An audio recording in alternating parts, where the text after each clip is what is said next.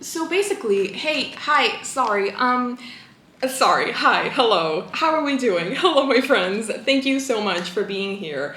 I almost couldn't see you through all of the books that are in my current physical TBR. It's been so long since I last had this many books in my physical TBR, and it's kind of, what's that word, intimidating, because it's like, oh my god, I have so many books. But at the same time, it feels great to have so many options to pick from. Like, if I'm feeling romance, if I'm feeling classic literature, if I'm feeling horror manga, I can choose from all of these. So let me see if I can just hold them all together. Okay, so this is one stack. Hello, hi. Like, nothing bad is gonna happen. Okay, something. Okay, so they're all fine. It's okay, they're all fine, but this, I have a lot of books in my physical TBR, and ideally, I can't even hold them, I'm sorry. Okay, let's calm down, let's calm down. Let's calm down. Let's calm down. I'm literally surrounded by books. I am in the shadow of my physical TBR, and as I was saying, I can't really remember the last time that I had these many books in my physical TBR. It's intimidating, it's scary, but it's also exciting. I just want to go through every single one of them because my goal for 2025 is to have 0 books in my physical TBR. And honestly, I think that it's doable. Even though I have a bunch of them right now in front of me and it's a little bit intimidating because some of these books are like 800 and plus pages. Some of them are even like 900 pages. It is a little bit intimidating for sure, but I think that especially when I talk about it and especially after letting you guys know, we can help each other. Like, you can help me staying on top of my TBR, and if you ever see me buying more books before I finish my TBR, you can just be like, hey, what's up? What's up with that? So hello, my friends, welcome back to my channel, or if you're new here, welcome to your new favorite place on the internet. My name is Bella, and today I really want to go through my entire physical TBR. I have divided them by the books that I have had since 2024, and then the books that I have recently acquired in 2025, whether it be because I bought them myself or as birthday gifts, Christmas gifts, etc. So without further ado, we have quite a lot of books to discuss, so why don't we just go ahead and get started. The very first book that is on my physical TBR, I'm actually currently reading it, so it's not on the pile, but I have had this book since 2024, and that is The Myth of Sisyphus, written by Albert Camus. Albert Camus is this famous philosopher, and he is best known for his philosophy of absurdity, of life is meaningless. There's no point in having any type of hope. Just give in to the hopelessness of it all and the meaninglessness of it all, and you'll be happy and you'll be free. I think that he states that the absolute freedom can only be achieved when you give in to the absurdity of life and just accept that there really is no meaning to anything at all. And I'm currently reading this, as you can see. This is how it's looking so far. So I am currently on page 92. I am about to begin Absurd Creation. I am, truth be told, 2 seconds away, or like 2 steps, 1 second away from having an existential crisis, because Albert Camus, he makes some great points, but also it's like my spirit, my soul wants to rebel against what he's saying, but then in the back of my mind, I'm just like, he's so right though. Like, he has some very valid points, and yeah. I am currently reading this, so it is still technically in my physical TBR, but this is definitely the next book that I'm going to be completing because it literally is the only book I'm reading at the moment. Let's start with my 2024 pile. So these are books that I have had. Obviously, like, the title is pretty self-explanatory. These are books that I have had since last year. We've got a couple of mangas, we've got classic literature, we've got literary fiction.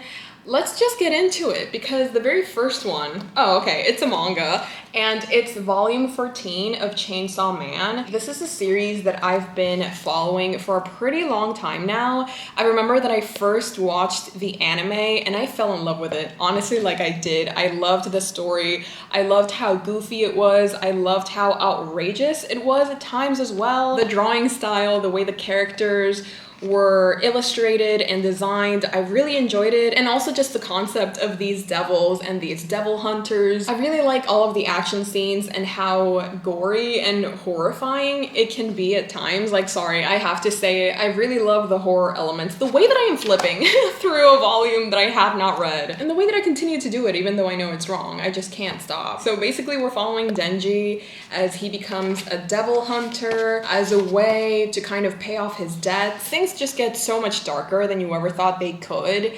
And I think that especially the first arc of this manga is my favorite. This new one, I'm not the biggest fan of, to be honest. I'm waiting for more volumes to come out and I'm waiting to read more of them before I make my final judgment. But I have to say I'm not the biggest fan of the recent arc that we're in. I love this color palette. I love the purples. I love the blue tinge. Yeah, it's giving, for sure, absolutely. I do have two more mangas, and these are both by Junji Ito. The first one is Ally. This is a story collection of none other than Junji Ito, the master of horror manga. And the thing is, I've had this since 2024, but I got it around Christmas time. And obviously, Junji Ito is not a very holiday-friendly author, you know what I mean? I don't know how realistic it is to kind of wait for October to come around so that I can read this during Halloween spooky season. You know, like that's just not something that you want to be reading in Christmas time, you know? Like, I'm not judging you if you read this during Christmas time. Like, yeah, for sure, all the more power to you. I prefer reading horror manga when we're closer to the spooky season because I feel like that elevates the reading experience for me. But honestly, I don't know if I can wait that long. Like, I haven't read a Junji Ito story collection in so long. The other Junji Ito novel that I have is Uncanny: The Origins of Fear. So this isn't a collection of short stories. This is a must-have book for fans who want to immerse themselves completely in the world of Junji Ito. So obviously, I am one of those fans. Obviously, I want to immerse myself completely in the world of Junji Ito. Like, already the first pages are so promising. I feel like I won't be able to wait until October to read these two Junji Ito novels.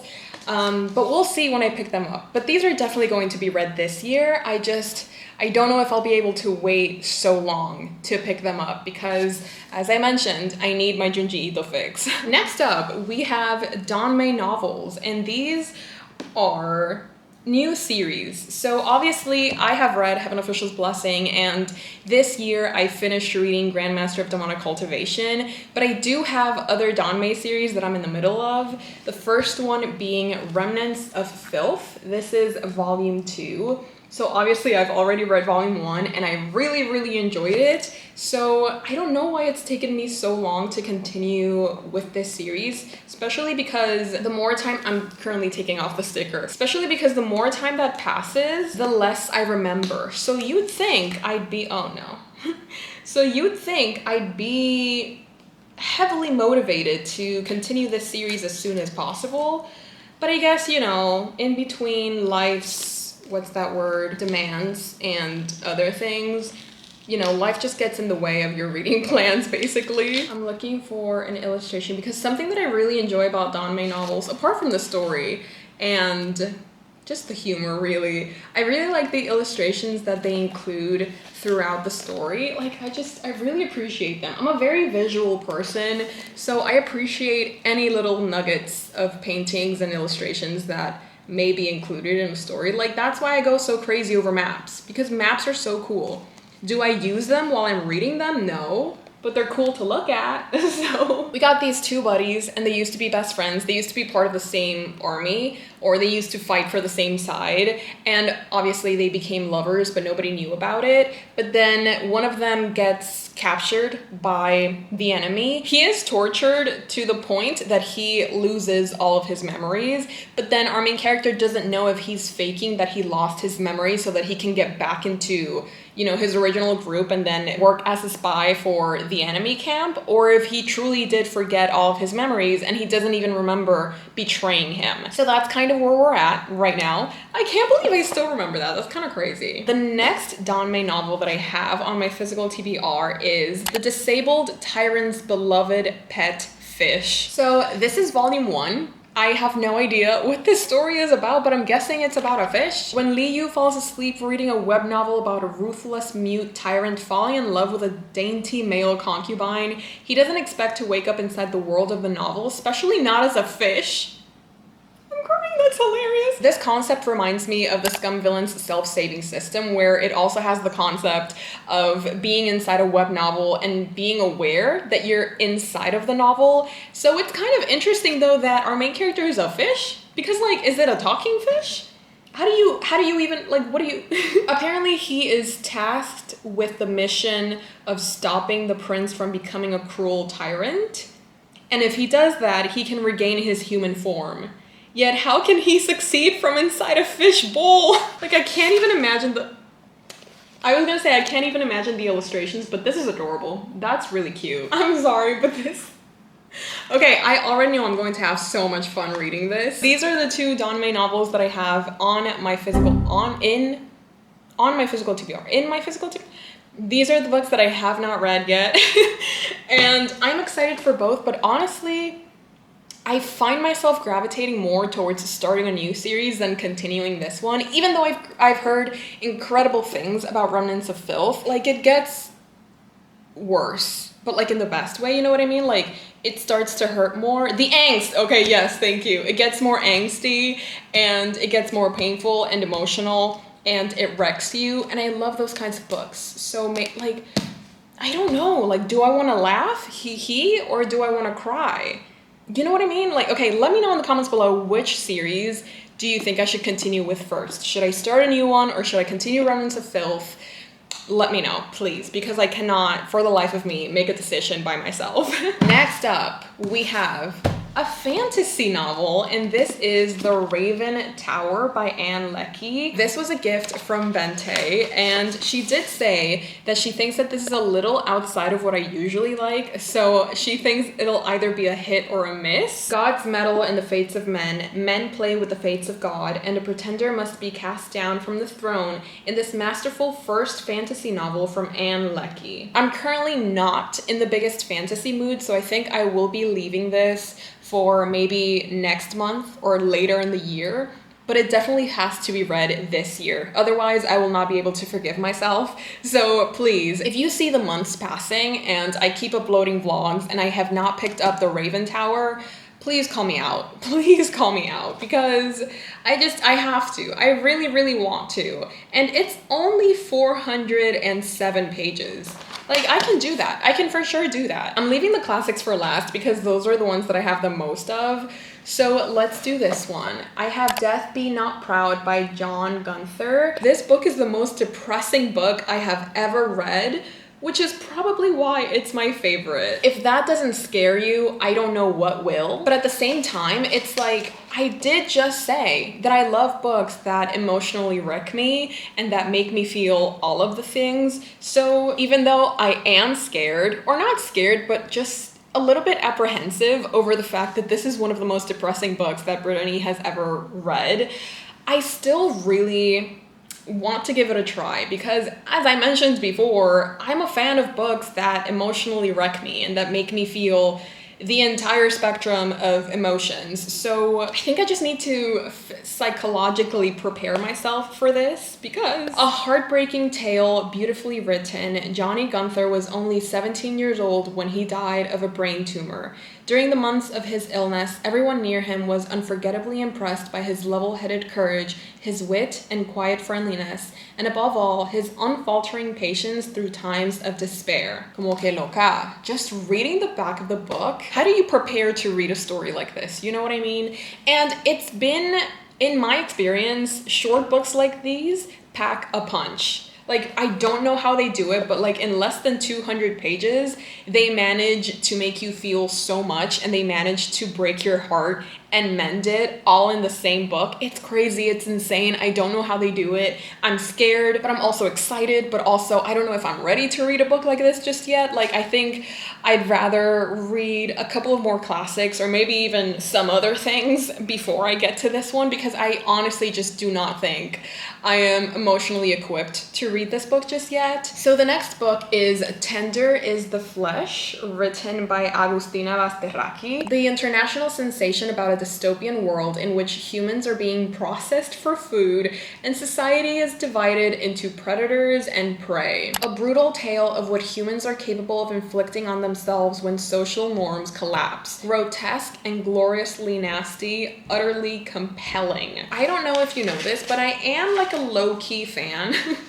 I am a low-key fan of horror novels. I haven't read that many, unfortunately, but I do see my horror novel collection growing. Apart from my horror manga collection, I have been, slowly but surely growing my horror novel collection, and I don't know what it is about them. I really can't explain it. It's not like I'm, oh my god, this is so fun and entertaining. It's more like, this is horrifying, but I can't stop looking. I can't stop reading. I am so fascinated by this, but I don't know how to explain it. I don't know how to explain it. But the point is, I have been wanting to read Tender is the Flesh for years now. It's been on my TBR, like on my Goodreads TBR for the longest time, and I never went ahead and bought myself a copy, but then this was gifted to me by Joanne, and I'm just really excited to get to it. I honestly feel like, again, this would be a great book to read during spooky season, but I don't, what if I die before October? You know what I mean? Like, what if October comes and I'm no longer on this earth, and then I would have missed the opportunity of reading a book that I've been excited to read for so long, just because I was waiting for spooky season to read it? Like, it just makes no sense, in the grand scheme of things. I just want to read this book now. So watch me read this book in April, because this is definitely a top priority for me. I mean, I do have a couple of other books that are top priorities, and I guess in general, all of them could be called top priority, but this would be like top priorities. I don't even know what I'm saying at this point. Or maybe even after I finish The Myth of Sisyphus, this is the next one that I'm going to be picking up. I mean, they could not be more different from each other, but something is just calling to me to read Tender is the Flesh, so maybe I'll read this soon, who knows. Now we have all the classics. Okay, so, I mean, it kind of makes sense that I haven't read any of these, because as you can see, these are pretty chunky classics. Whenever I start one of these, it's going to be like a whole commitment. Like, I need to commit myself to these books, because it's not books that I can read in a week or two. These are books that I have to be consistent with, and I have to have daily goals with, and yeah. So the first book in this pile is The Three Musketeers, written by Alexandre Dumas. So obviously, this is the same author that wrote The Count of Monte Cristo, which, if you don't know, is one of my all-time favorite classics. I read it 2 years ago, which is insane to me. It feels like I read it last week. Well, not really, but it feels like I read it last year. But it's already been 2 years since The Count of Monte Cristo. After I read The Count of Monte Cristo, my life changed, just because I loved that book so much. And it's one of those books that will forever live with me, in a sense, because it just became such a big part of me, because I loved it so much. I loved every single thing about it, except maybe the ending. So of course, I want to read other books by this author, and I think that his second most, actually, which one is more popular now that I think about it? I think that I've, in like general media, I've heard more about The Three Musketeers than I have The Count of Monte Cristo. In my heart, The Count of Monte Cristo is more popular, but I do have to admit I've heard more of The Three Musketeers before I heard anything about The Count of Monte Cristo. So anyways, I really want to read The Three Musketeers, not only because it's by the same author as The Count of Monte Cristo, but because I've also heard that it's really fun, and it's like this adventure story, and it's very accessible. It's not as intimidating as I thought it was going to be. This is a book that I have been excited to try out for myself, honestly, ever since I read The Count of Monte Cristo, but I think that so much time has passed that now I'm just kind of like getting scared of picking this one up, because it's not the biggest classic that I've read, but it's still pretty hefty. It has over 550 pages, so that's a little bit harrowing. But again, I've read bigger books than this. I feel like that doesn't take away from being scared either way. Like, it's not scared. Obviously, this is an inanimate object. I am not scared of this book. It's more so, I'm maybe scared that I'm not up to the task. You know, like I'm scared maybe I won't be smart enough to understand it, or it's just these silly insecurities that stop me from picking this book up immediately. But I honestly feel like I'll just give myself a little bit more time and I'll eventually pick it up. I'm definitely going to be reading it this year for sure. And I also really love this edition. Like the cover is stunning. And I just love the gold foiling. I've always been a fan of gold foiling. So there we go. I wonder how this is going to look after I read it. I wonder if it's going to be as heavily annotated as The Count of Monte Cristo.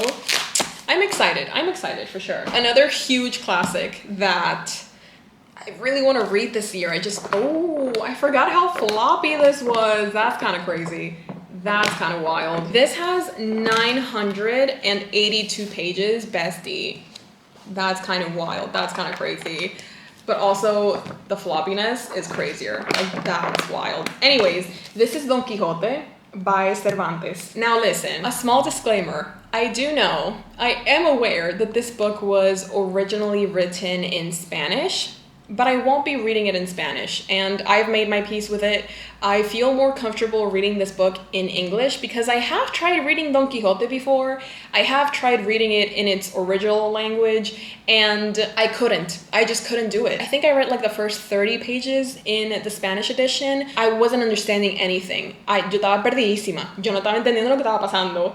Like, I wasn't understanding what was going on. I had to reread sentences over and over and over again. I had to have literally Google next to me to Google every 5 words that I read. I had to stop and Google something because the language is just too grandiose. The language is too complex. The language is it's too much. It's too much for me in Spanish. So that's why I've decided to read the English edition, because I do want to read Don Quixote. I do want to read it, but I also want to have fun with it, or I want to make it as enjoyable as possible. So that's why I'm reading the English edition. I'm sorry if this is upsetting to some of you, but like, I have to do what's right by me. If you've never heard of Don Quixote before, it's apparently one of the greatest books of all time, voted by the Nobel Institute.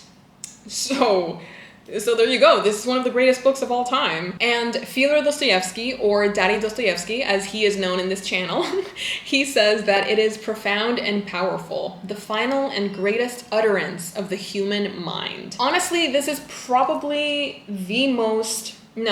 definitely the most intimidating book that I have on my TBR right now. This is something that is going to happen. I do have plans to buddy read this with a friend of mine, so I'm not going to be alone in this. Whenever I am honestly deeply intimidated by a book, especially a book of this caliber and this size, I do seek out buddy reads because I feel like having the support and having the company of somebody to read this with you, it makes it a bit more manageable. It makes you brave. You know, it makes you look past your own limitations and your own insecurities, and it makes you believe that you can actually do it. And it's worked for War and Peace. It's worked for, actually, I didn't buddy read War and Peace. What am I speaking of? It's worked for Anna Karenina. It's worked for the Brothers Karamazov. It's worked for The Count of Monte Cristo. Buddy reads work. And this is definitely going to be one of those books where I need a buddy read. Before December 2025, mark my words.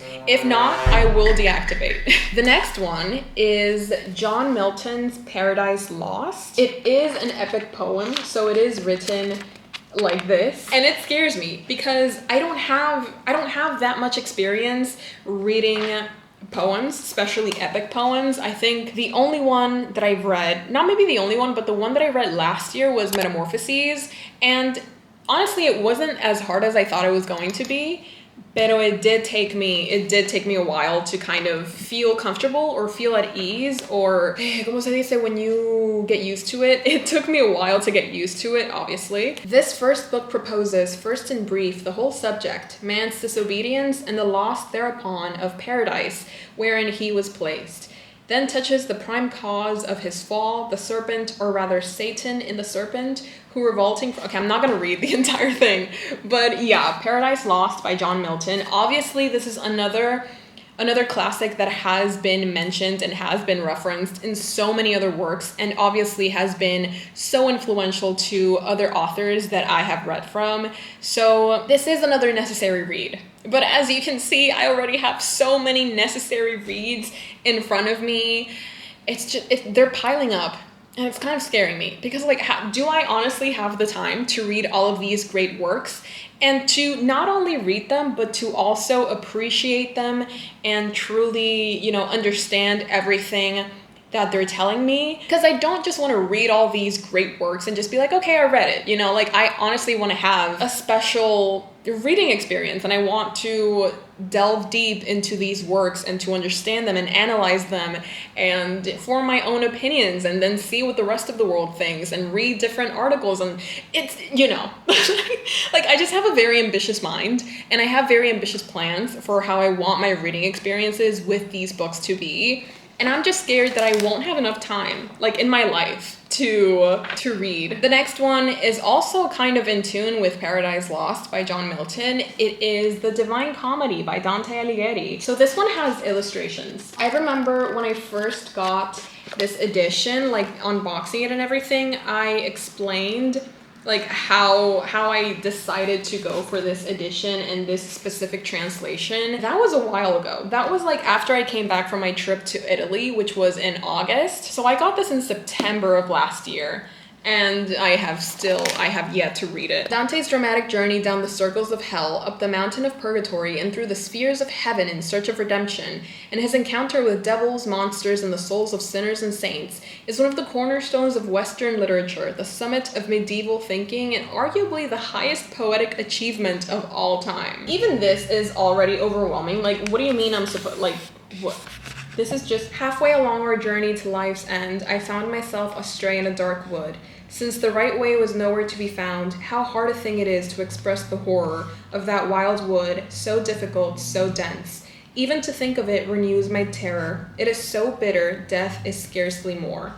But to convey, okay, I'm not gonna, again, I keep getting lost whenever I start reading the first sentence. I just keep reading it because obviously it's a poem. It's a continuous poem that does not stop. Well, at least until you finish the canto, I guess. But something that I really enjoy about this edition is that it has footnotes. So it means that throughout the text, it has like little notes, and then instead of having to flip to the back of the book, you can just read the extra information here in the bottom of the page, which is something that I don't enjoy doing in, for example, Penguin Classics, where all the notes are at the back. So whenever something is mentioned, you have to flip and then you have to find it, and it's just, you know, but here it's all easier. And I feel like that's going to make my understanding of the book better. Loca, I think I'm being way too ambitious. Like, I want to read so many great works, like some of the greatest novels of all time, all in 1 year. I think I'm being a little bit ambitious, if I do say so myself. The last book in my 2024 pile is the collected poems of Sylvia Plath. Now, this is more so a continuous project in the sense that I may not be reading all of them in one sitting. This may be one of those books where I just pick up from time to time whenever I want to read poems by Sylvia Plath, because obviously this includes The Bell Jar, but I also, oh, this is about to turn off. A few moments later. As I was saying, sorry, I had to change the camera battery. So as I was saying, obviously this includes The Bell Jar, but it's more so the collected poems of Sylvia Plath. So this is what I'm more interested in since I have already read The Bell Jar. And as I mentioned, I don't think that this is something that I would want to read in one sitting or like in a couple of days. I think this is something that I would just like want to pick up whenever I'm in the mood to read a Sylvia Plath poem. Of course, I've always been interested in her poetry because I have read, as I mentioned, The Bell Jar, but I've also read her unabridged journals, which honestly rewired my brain chemistry. Like, it's such a raw and unfiltered perspective of the life of a young teenage girl going through it. You know what I mean? And I feel like there is something so, like, you see yourself inside that book. So it sounds so weird. I know it sounds so weird, but there's like this connection that I have with Sylvia Plath, and I think that by reading her poems, especially knowing the time in which she wrote those poems, like knowing her state of mind or knowing what she was going through, I feel like it adds more depth to the poems, and it makes me maybe even understand them better, because I've never really been the biggest fan of poetry, but I think that I think I might be. I think I might be if given the proper chance. Also, this is just a stunning edition. Probably one of the most gorgeous books that I own. And now we have to do this, bestie. We have to go through the books that I have acquired in 2025. The first two are by the same author, Cat Sebastian, and the first one is We Could Be So Good and You Should Be So Lucky. I do love that both of them have like the same color palette. It scratches an itch in my brain that I did not know I had. An emotional, slow burn, grumpy, sunshine, queer romance between the new star shortstop stuck in a batting slump and the reporter assigned to cover his first season. And this is another queer historical romance. And I've heard that it's really good and it's really fun and it's really emotional. So what's not to love about these? I do have to admit it, I have not been in a romancy mood. I'm not looking for romance at the moment, so I don't really know when I'm going to be picking these up. But maybe when I'm in the mood for contemporary, not necessarily romance, but just like, you know, a story set in the real world with real characters. Maybe, hello? Maybe then I can pick these up. But nevertheless, I am excited to try them because they come highly recommended. So of course, like, I do want to see if I'll love them. Next up, we have Kazuo Shigeru's Never Let Me Go. And this is a book that I am kind of scared to read. I am going to be reading this in April with a friend of mine, Nat, if you're watching, hello.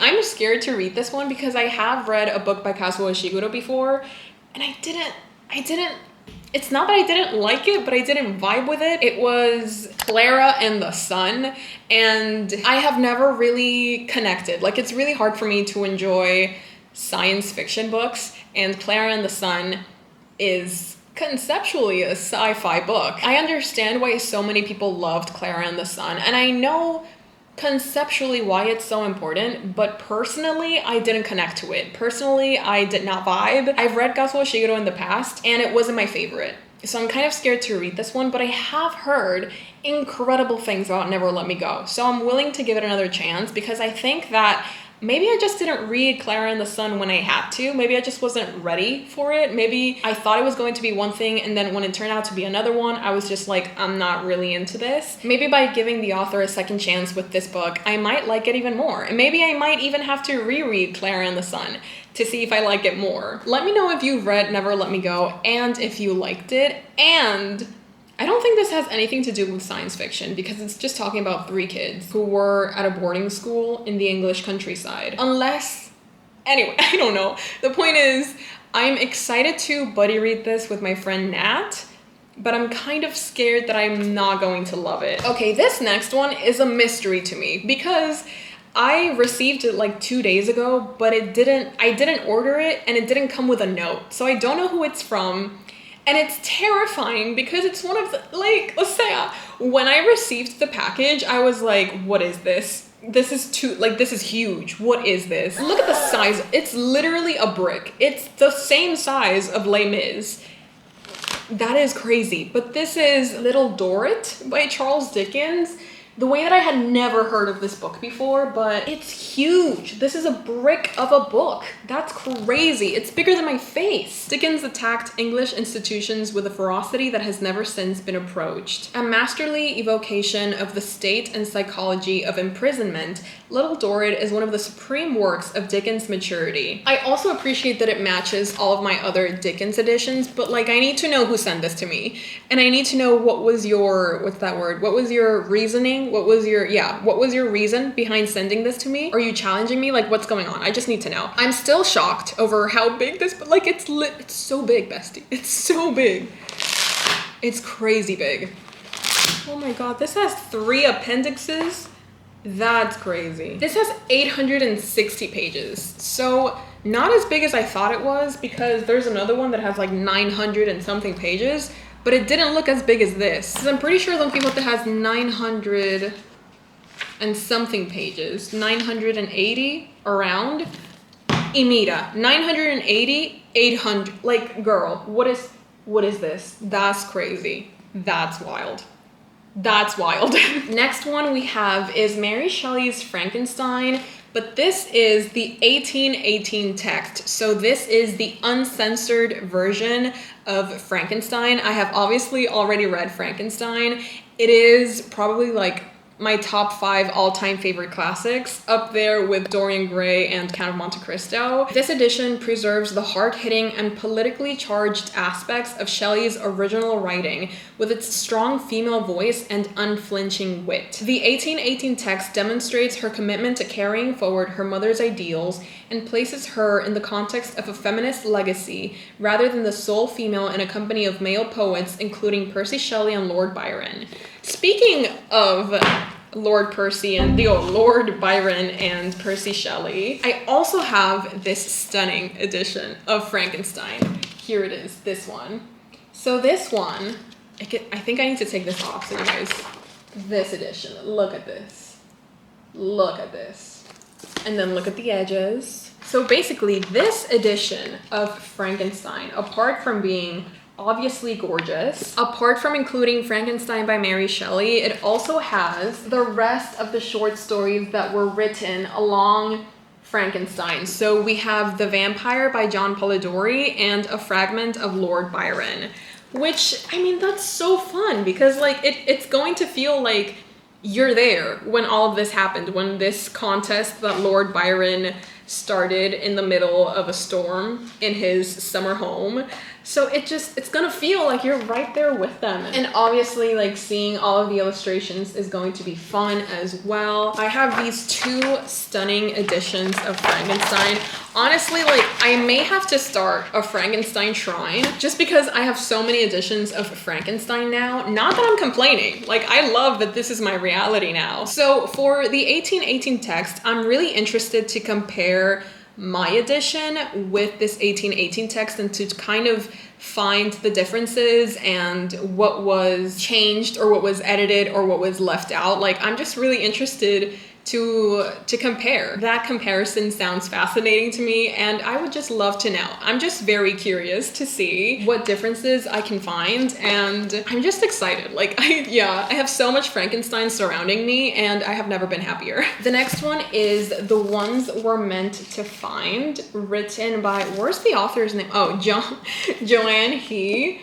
There we go. So this is a story of sisters. That is all I know. I also know that this is Mary's, or I think one of Mary's favorite books. She has been recommending it to me for years at this point, and I think that she got tired of waiting for me to read it on my own. So she was like, here's a copy, please read it. This is a book that has been on my TBR for a very long time, and I keep like adding it and then deleting it, but then adding it again, and it's just, I think it's time. I think it's finally time to read this book. It's been 3 years and 17 days since C woke up on the shore of an abandoned island. She has no idea how she came to be marooned or what her life was like before. She has only the rickety house by the sea, the android she built for company, and a single memory. Somewhere beyond the horizon, she has a sister, and it's up to C to escape the island and find her. So I think that this is going to be a little bit of sci-fi, which is ironic considering that like 5 minutes ago I said I have trouble reading sci-fi books. Not because I don't understand them, but just because they're not my cup of tea.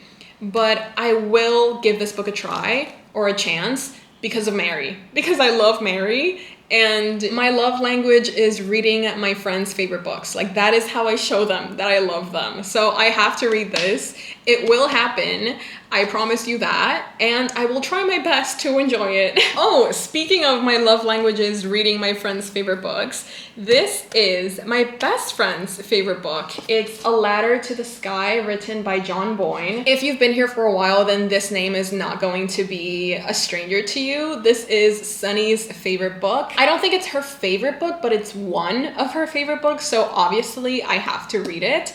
And I have read books by John Boyne before, so I know that his writing is hard-hitting and emotional, and it's probably going to wreck me, but I'm going to be happy about it. So, a seductive, unputdownable psychodrama following one brilliant, ruthless man who will stop at nothing in his pursuit of success.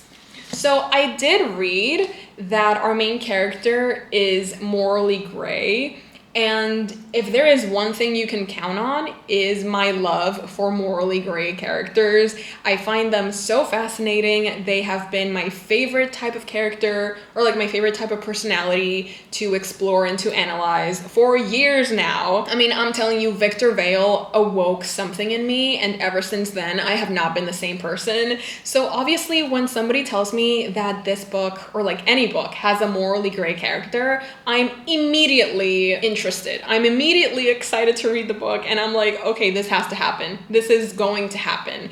So A Ladder to the Sky, apart from being one of Sunny's favorite books, is also a book that I am just really excited to read because I've heard incredible things not only from Sunny but from other friends of mine. So it must happen. It has to happen. The next one, okay, actually I'm gonna leave this one for last because it's the book that I am most excited to read this year. I'm gonna leave it for last, but next up we have some manga.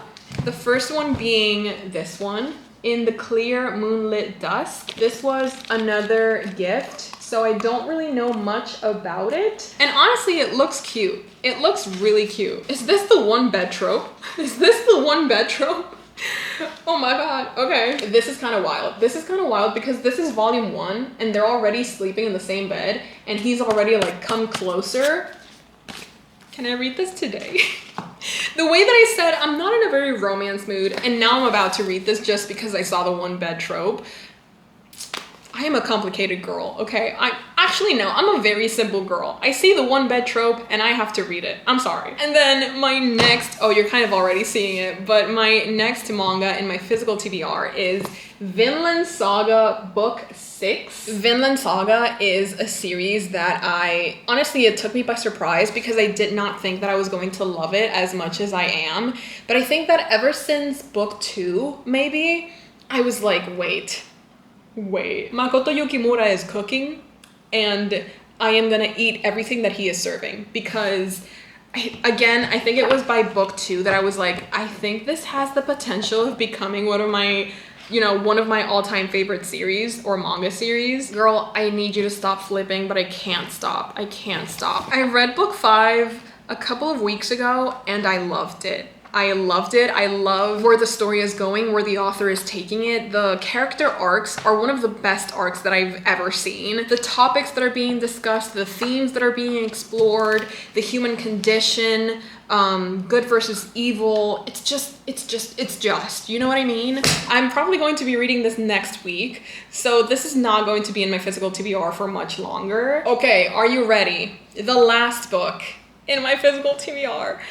It's still a pretty intimidating one, I will admit, but it's definitely the one that I am most excited for. Girl, you don't understand. Okay. The Odyssey by Homer, or Homero in Spanish. So I don't know if you've seen my last couple of vlogs, but I am currently, earlier on in the year, I found Epic the Musical. I didn't find it, no. I was introduced to Epic the Musical by a friend of mine, and ever since then, it has occupied every aspect of my life. It is now part of everything. I listen to it when I wake up. I listen to it when I'm showering. I listen to it when I'm trying to fall asleep. It's everything. It's everything I do. It's everywhere I go. Epic the Musical has officially taken over my entire life. And obviously, Epic the Musical is a musical adaptation of the Odyssey.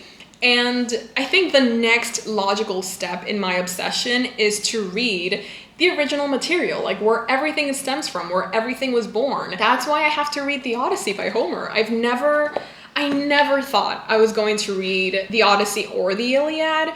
I think because, not that I wasn't interested in them, but I just thought that I didn't need to. I know it's a very naive thought. It's a very ignorant thought as well. The more books that I read and the more that my love and interest for Greek mythology grows, I have to. It's like, as I mentioned, it's the next logical step in my journey for my love for classics and English literature and Greek mythology. And then I also obviously need to kind of, not compare it, but, just compare and contrast just a tiny bit Epic the Musical to the Odyssey and see where the songs took inspiration from, where certain lyrics came from, how faithful is the musical adaptation to the actual material. Like I don't know, it just makes me really excited. It makes me such a nerd as well. And I'm so proud to admit that. Like I'm such a nerd for Epic the Musical and the Odyssey, and I just want to, like, I don't know, like I want to live my best life, and my best life can only be lived when I read the Odyssey while I listen to Epic the Musical. This is for sure. What is this? Oh yeah, I have even picked out the tabs that I'm going to be using. I don't know if I'm going to be, you know, annotating like specific categories or if I'm just going to be annotating like crazy. I still haven't decided that, but I think it would be fun to have like at least a couple of categories where I'm like, oh, epic lyrics, or oh, I really like this, or whatever, you know? Honestly, if you guys have any recommendations for what categories you annotated when you read the Odyssey, I would love to hear them down below. I would just like to have like a guide or a fun way of interacting with the Odyssey, with the text of the Odyssey. So if you have any recommendations, please leave them down below. I am so excited, I'm so scared. But if there is only one book that I can read in 2025, like for the rest of the year, I would pick the Odyssey. No questions asked. I am so sorry to all the other books that I'm really genuinely excited for, but if I have to pick only one, it has to be the Odyssey. It has to. Obviously, I'm not going to be trying to hold all of these books together because I tried that at the beginning and I almost died. So that is not something that's going to be happening again. But we can still have fun stacking them up for sure. I just want to show you all the spines, you know? Hey. All right. Okay, can you not poke me in the eye? Thank you.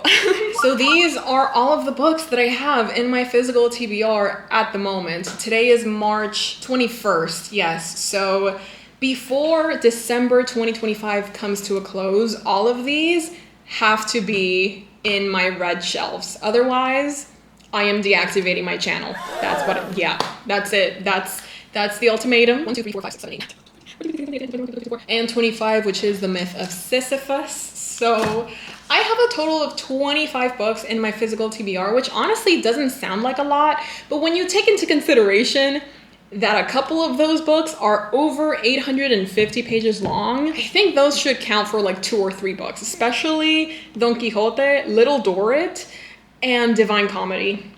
Like, I'm sorry. And maybe even the Odyssey. Because like, this is just huge. This is huge. This is my fate. This is my destiny. This is what I have chosen. And honestly, I'm just really excited for all of these books. I mean, not all of them are going to be 5 stars, but as long as I have an enjoyable reading experience, as long as I come out a better person after reading these books, I'm gonna call that a success. No matter if it's a 4-star or a 3-star or anything else, I am gonna call it a success. Let me know in the comments below how your physical TBR is doing lately. How many books do you have? Are you excited for all of them? Are you in the lower 50s or are you in the higher hundreds? Again, there is nothing wrong with having a big physical TBR or a small physical TBR. Whatever works for you, that's what's best. So there's no judgment. These are just mine. Honestly, I don't mind having these many books on my physical TBR. It's fun, it's exciting to have so many options, and who knows, maybe I'll have even more, but hopefully I can keep like a balance between my read books and my unread books, because I think if I ever have over 50 unread books in my physical TBR, I might lose it. Thank you so much for watching. I really do hope you enjoyed. Let me know in the comments below what you think of the books in my physical TBR. Which ones do you think I should prioritize over others? Which ones do you think I will like? Or which ones do you think are just not going to be my cup of tea? I would love to hear about everything and anything down below. For those of you who don't know, I also have a Patreon where I post exclusive content. I host readathons, reading sprints, and a monthly book club. I am currently working on the Blood Over Brighthaven exclusive reading vlog, and it's over 50 minutes long. So if that's something that you're interested in, the link is down below. As always, I would love to have you join my found family. And once again, I really do hope you enjoyed. I hope I'll see you on my next video, and I hope you're having a fantastic day whenever you're watching this. So I'll see you later. Bye. Hey, Jimmy, you nice. Keep going.